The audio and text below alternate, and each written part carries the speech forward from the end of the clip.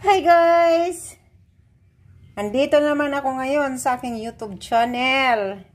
Magluto ako ngayon ng tortang talong pero iba yung pamaraan. Ito yung giniling, ito yung giniling guys yan. Wala, ginisa ko lang siya sa bawang, sibuyas syempre, tapos nilagyan ko ng bell pepper, tapos nilagyan ng pampasarap. Ayan yun siya. Tapos, yung talong naman, inihaw, binalatan, tapos, yun, hiniwa ko siya, yun, ito na yun. Tapos, meron akong leeks, yun, inislice ko ng maninipis. Tapos, may itlog. Tapos, yan, paghaluin natin lahat yan. Ngayon, guys, dito sa malaking crystal ball, paghaluin natin lahat yan. Ito yung talong. Ito yung giniling. Ito yung leeks. Yan, sama na rin yan dyan.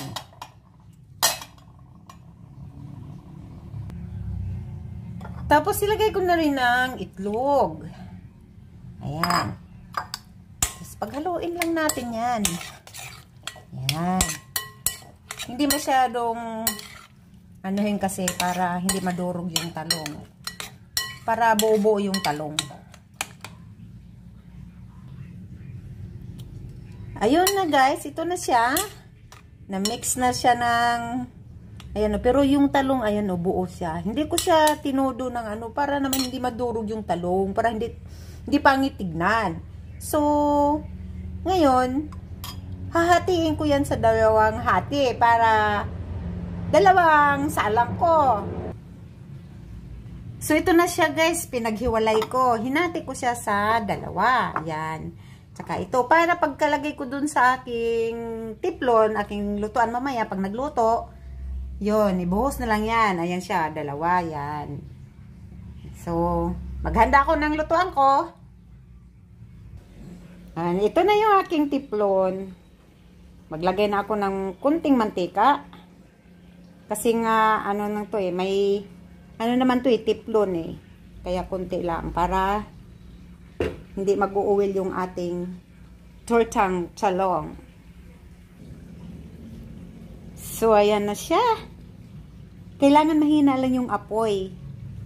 Tapos, ilagay ko na itong, ayan. So, papantayin natin yan.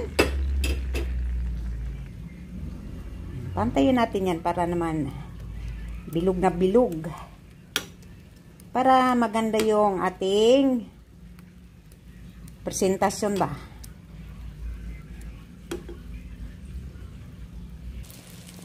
So, ito na siya guys. Ayan na Malaman mo na yan na luto na kasi nga, ayan, gumagalaw siya. So, ang pagbaliktad yan, lagyan natin ng pinggan. Pero careful lang kasi nga baka mapasok.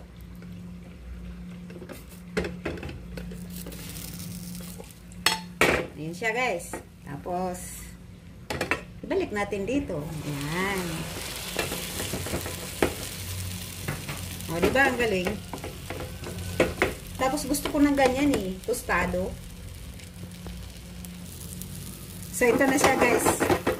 Luto na yan. Kukunin ko na yan. Ito na siya guys. Lagay ko dito sa isang pinggan. Ayan, ang sarap. Tapos ito yung isa. Itong pangalawa, ganun din. Lagay natin dyan. Yung second batch na to, pag second batch. Papantayin natin yan. Kailangan mahina lang yung apoy. Ito na yung pangalawa guys. Pagtabihin ko.